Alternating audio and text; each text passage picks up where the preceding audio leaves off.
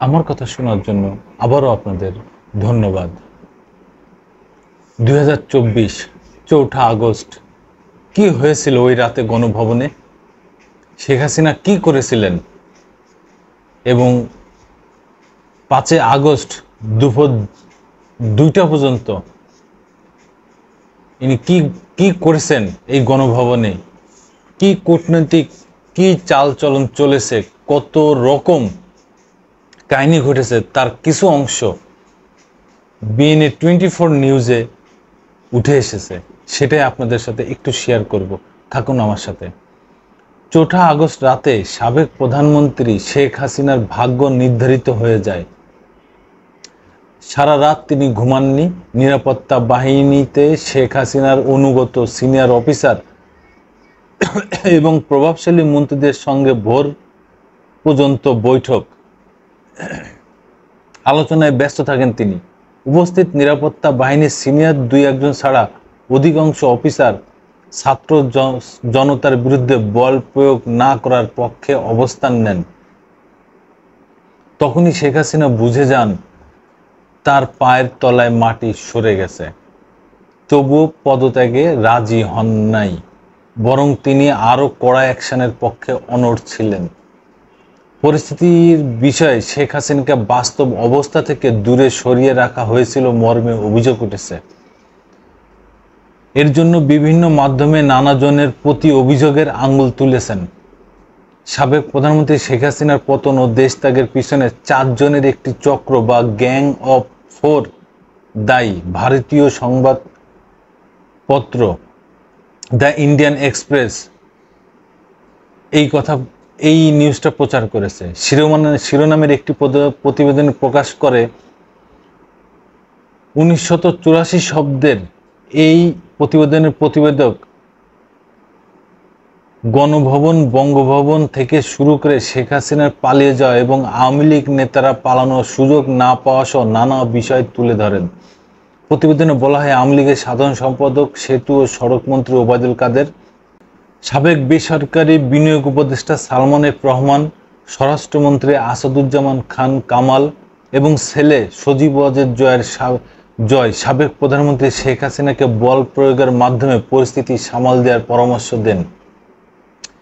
এই ব্যক্তিদের উপর তার ছিল আত্মবিশ্বাস। 5 আগস্ট সকাল 10টার দিকে সেনাপ্রধান সাবেক প্রধানমন্ত্রীকে পরিষ্কার জানিয়ে দেন, পদত্যাগ করে দেশ ত্যাগ না করলে ছাত্র জনতা গণভবনে হামলা করবে। সেক্ষেত্রে তার জীবনহানির সম্ভাবনা রয়েছে। পদত্যাগের জন্য সর্বশেষ 45 মিনিটের আলটিমেটাম দেওয়া হয়। এই অবস্থায় কয়েক ঘন্টা আগে ঢাকায় ফেরা ছোট বোন শেখ রেহানাও তাকে বোঝাতে ব্যর্থ হন।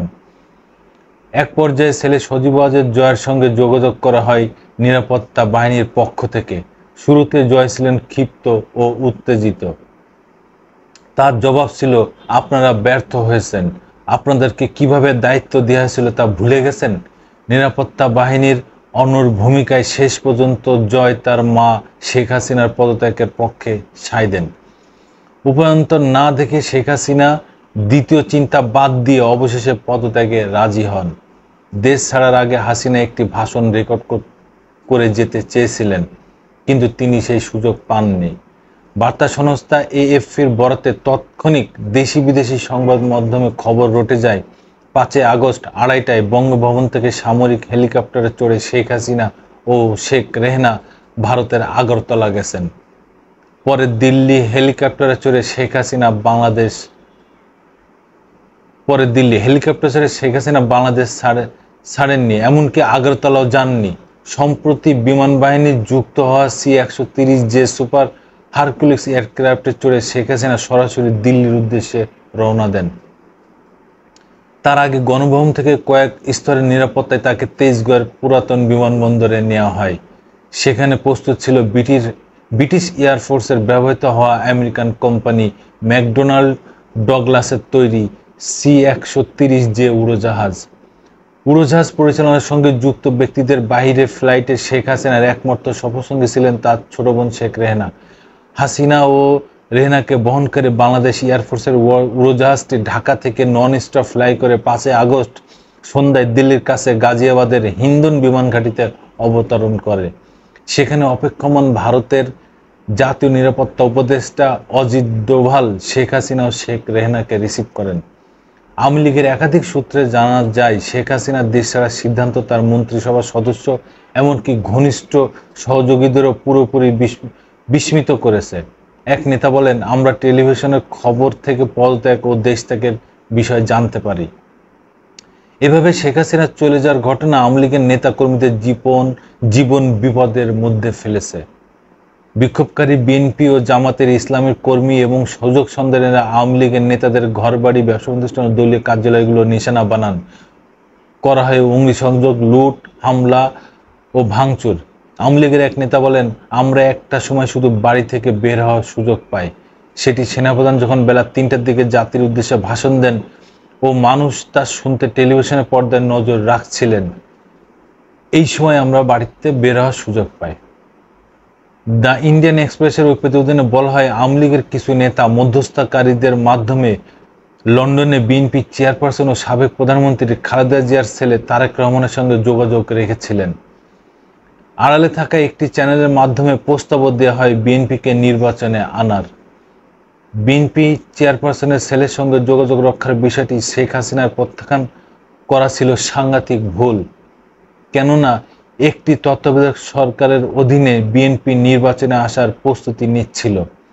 বিএনপিকে নির্বাচনে আনা গেলে বিরোধীদের রাগ ক্ষোভ হয়তো মিটে যেত, দল জিতত এবং দল ক্ষমতায় থাকত।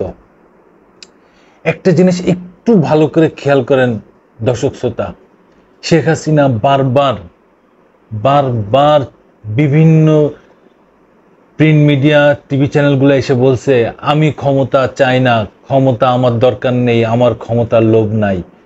কিন্তু 5ই আগস্ট তার গণ অভ্যুত্থানের পরে আমরা social media, news print media, TV চ্যানেলগুলোয় আমরা কি জানছি, কি শুনছি, শেখ হাসিনার ভয়াবহতার কথা আমরা জানতে পারছি।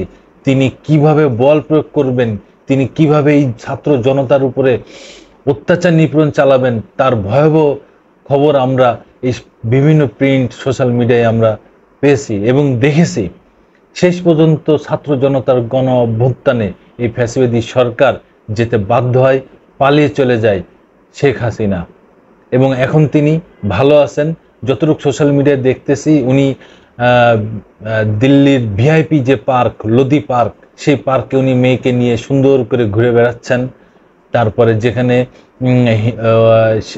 বিমান বাহিনীর যেই শপিং কমপ্লেক্স আছে সেখানে উনি 30,000 টাকার শপিং করতেছেন। অথচ একটা জিনিস বোঝেন দর্শক বন্ধুরা, উনি বাংলাদেশের মানুষকে ফেলে রেখে গেছেন, তার লক্ষ কোটি যে কর্মী নেতা তাদের ফেলে রেখে চলে গেছেন, এই বাংলাদেশকে ফেলে রেখে উনি চলে গেছেন। উনি কেমন নেতা, কি ধরনের নেতা, বিচার আপনাদের উপরে থাকলো দর্শক বন্ধুরা। আমি প্রিন্স আবার আসবো নতুন কোনো কথা নিয়ে, নতুন কোনো ঘটনা নিয়ে।